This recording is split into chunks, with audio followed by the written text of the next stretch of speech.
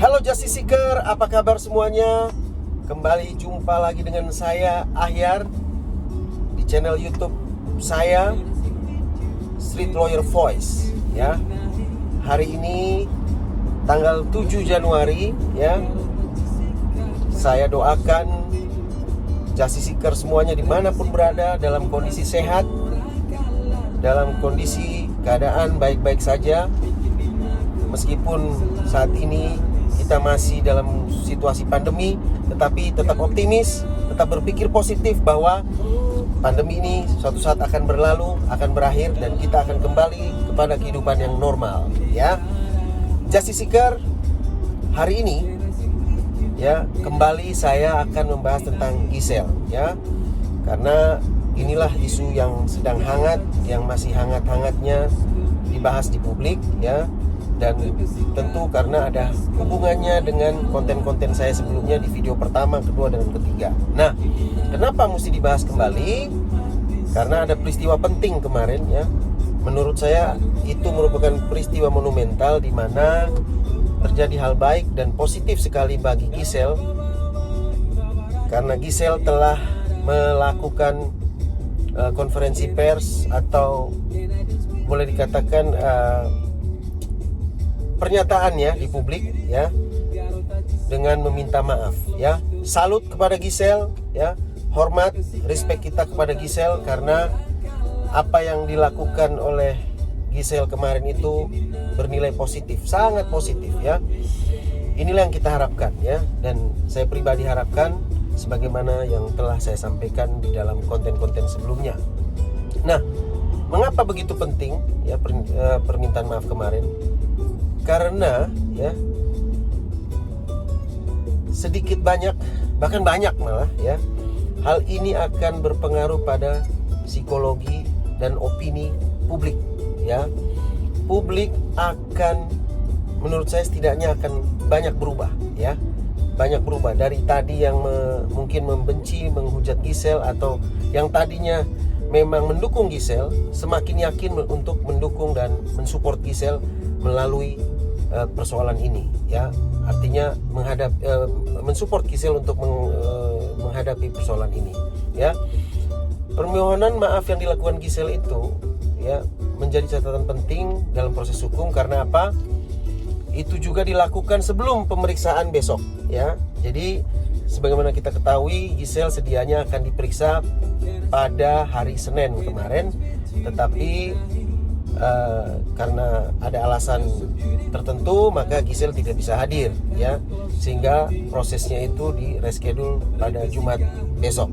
Nah, kalau boleh dibilang ini merupakan strategi ya, sah-sah saja ya. Dalam proses hukum, dalam pembelaan hukum itu, seorang lawyer atau seorang yang memiliki persoalan itu sendiri pasti memiliki strategi tertentu untuk mendapatkan simpati publik, terutama apalagi ini kan memang kasus yang sudah menjadi perhatian publik, maka penting opini publik, dukungan publik itu diraih ya. Nah, saya pribadi salut ya, mengucapkan hormat, respect, rasa hormat saya kepada Giselle karena kebesaran hatinya, karena kerendahan hatinya dia meminta maaf ya, tidak hanya kepada publik, tapi yang paling utama permohonan maaf itu sebagaimana kita ketahui dan kita bisa saksikan di berbagai media, juga Giselle tujukan kepada keluarganya ya, baik keluarganya sendiri ya, orang tuanya, maupun keluarga dari Gading Martin ya, dan Gading Martin sendiri, dan paling penting adalah kepada anaknya. Meskipun masih kecil, tetapi permohonan maaf itu patut dilakukan. Dan persis seperti yang saya singgung sebelumnya ya, Giselle memang menyadari benar bahwa dia adalah role model bagi anak-anak muda ya di Indonesia ya. Banyak fans dia ya yang begitu mencintai dia, begitu menyayangi Giselle, sehingga tidak sedikit dari mereka yang mengikuti gaya-gaya Giselle ya, mengikuti menjadi panutan lah ya, menjadi panutan atau jadi role model bagi anak-anak muda. Giselle pun telah meminta maaf kepada mereka, kepada orang-orang tua dari anak-anak tersebut ya, pada publik pada intinya. Nah, lebih jauh kemudian untuk proses hukumnya ya, bagi saya ini juga akan bisa membantu dan akan membuat psikologis penyidik ya, penegak hukum itu sedikit banyak akan juga menjadi, boleh dikatakan menjadi lebih lunak ya. Setelah kemarin mungkin saja wajar kalau penyidik misalnya merasa kurang nyaman misalnya pada saat pemanggilan pertama tidak datang ya. Tetapi dengan kemudian didahului dengan permintaan maaf ya, ini tentu akan membuat penyidik pun menaruh respect, menaruh hormat kepada Giselle ya. Dan ini akan membantu sedikit banyak akan berpengaruh kepada proses hukumnya ya. Kita bersyukur ya, kasus ini arahnya menuju ke arah yang positif ya. Meskipun Giselle harus menghadapi ini karena seperti yang saya sampaikan sebelumnya, proses hukum ini tentu tidak bisa saja dihentikan begitu saja, tetapi akan tetap berjalan. Nah, sejalan dengan apa yang saya sampaikan kemarin, ada 3 hal ya. Kita coba ingat kembali ya. Giselle kooperatif, oke, sudah. Tetapi kemudian lebih lanjut itu tidak cukup. Dia sudah meminta maaf kepada publik. Hal ini tentu akan membantu proses hukumnya ya. Lepas dari jerat hukum, saya pikir berat, tetapi setidaknya hukumannya akan mendapatkan keringanan ya. Dan kita berharap ya, selain penyidik, jaksa juga benar-benar memperhatikan penyesalan Giselle kemarin itu ya, untuk dipertimbangkan nanti pada saat proses penuntutan di kejaksaan misalnya ya, kalau kasus ini terus berlanjut sampai ke pengadilan ya. Itu sedikit yang menjadi catatan ya hari ini ya.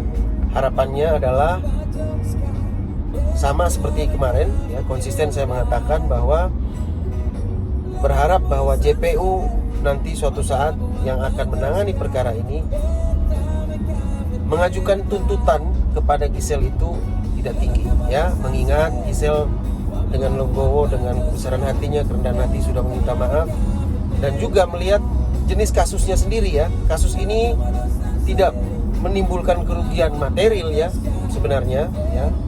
Kalau kita coba mencari-cari kerugian material apa sih sebenarnya yang dialami orang lain atau pihak lain, rasa-rasanya tidak ya, tidak ada kerugiannya. Malah ya kalau boleh ngejok nih sedikit, para bapak-bapak tentu justru merasa terhibur dengan adanya video ini ya. Tetapi itu tentu hal pribadi ya, hal privat ya. Kita bisa lihat jok-jok atau komen-komen lucu itu disampaikan di berbagai lini masa ya. Jadi tidak sedikit orang yang kemudian menjadikan ini guyonan ya gitu. Ya menghibur lah ya, sedikit menghibur di tengah pandemi ini ya, di tengah-tengah situasi krisis dan pandemi ini. Nah, itu harapan kita bahwa nanti proses hukum ini akan berlanjut, tetapi akan membawa dampak positif bagi Giselle, positif pada keringanan nanti akan bisa diperoleh oleh Giselle ya. Ya termasuk pasangannya di dalam video tersebut ya. Michael juga kemarin sudah mendahului untuk meminta maaf dan dia hadir lebih awal, artinya menghadapi proses hukumnya, telah diperiksa sebagai tersangka. Nah, kita lihat besok perkembangan berikutnya bagaimana proses pemeriksaan Giselle. Tapi kita bersyukur ya, kembali saya katakan saya mendukung Giselle ya, memberi support kepada Giselle supaya ini bisa dilewatinya, proses hukum ini bisa dijalaninya dengan baik ya, dan mendapatkan hukuman yang ringan tentunya ya. Hukuman yang ringan cukup dengan hukuman percobaan, ya, seperti apa yang saya sampaikan kemarin. Hanya memang syaratnya adalah JPU, ya, itu menuntut cukup 1 tahun, ya, dan tentu kita berharap tidak terjadi putusannya pun sama dengan tuntutan jaksa, ya, terkait dengan putusan hakimnya. Tidak terjadi ultra petita, ya, sebagaimana kasus-kasus lain, ya. Tapi perlu juga nih kita melakukan perbandingan, ya. Ini demi keadilan, ya, justice seeker, ya. Menurut saya seharusnya kasus Giselle ini meskipun terus berlanjut, tetapi tentu harapannya JPU menuntut dengan tuntutan yang rendah. Karena apa? Kita boleh membandingkan, ya, kasus lain, ya, di mana misalnya kasus yang dialami oleh yang masih hangat, yang kemudian menjadi kontroversi di publik, kasus Novel Baswedan, ya. Memang berbeda, ya, di sana bukan kasus asusila, tetapi kita melihat dampaknya, ya, dari perkara kasusnya sendiri, ya. Kalau dalam kasusnya Novel Baswedan, pelaku itu kan menyiramkan air keras, ya, yang dimana mengenai mata korban, ya, si Novel Baswedan saat itu, dan dikenakan pasal 353, ya, kalau nggak salah, ya, tentang penganiayaan, ya, penganiayaan yang mengakibatkan cacat permanen, ya. Nah, di dalam kasus tersebut kita ketahui bersama JPU itu menuntut Novel Baswedan dengan tuntutan 1 tahun. Bukan menuntut Novel, ya, tapi menuntut pelaku yang menyiramkan air keras, ya, kepada Novel Baswedan itu dengan tuntutan 1 tahun penjara, ya, 1 tahun penjara. Saat itu terjadi kontroversi di publik, ya, artinya terjadi kehebohan di masyarakat karena merasa itu apa yang dilakukan oleh JPU itu telah mengoyak rasa keadilan di masyarakat, ya.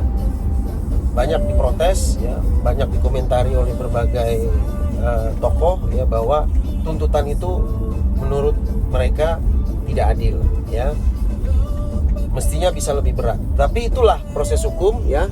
Telah terjadi seperti itu memang kenyataannya, dan memang kemudian majelis hakim waktu itu memutus pelaku dengan hukuman 1,5 tahun penjara dan 2 tahun penjara. Nah, ini hanya sebagai perbandingan, sebagai contoh bahwa mestinya proses hukum terhadap Giselle pun, ya, tidak terjadi hal-hal yang memberatkan terhadap Giselle, ya. Kita tahu Giselle sangat kooperatif telah menyelesaikan perbuatannya. Harapan kita nanti pada saatnya para penegak hukum, ya, di mana JPU nanti akan menuntut dengan hukuman tuntutan yang rendah, ya. Lalu majelis hakim sendiri nanti akan memutus juga dengan hukuman yang rendah, bahkan tidak perlu dipenjara tapi dengan hukuman percobaan, ya, atau pembinaan dengan bersyarat. Itu harapan kita, Justice Seeker. Demikian hari ini, Justice Seeker, ya. Saya sudahi apa yang saya sampaikan hari ini, ulasan saya, karena sebentar lagi saya sampai di kantor, ya, sampai di kantor saya saat ini dalam perjalanan. Saya doakan semuanya Justice Seeker dimanapun berada, ya, kembali sehat-sehat saja, ya, baik-baik saja. Bagi yang sakit, lekas sembuh, lekas sehat, ya. Salam sejahtera untuk kita semua. Assalamualaikum warahmatullahi wabarakatuh.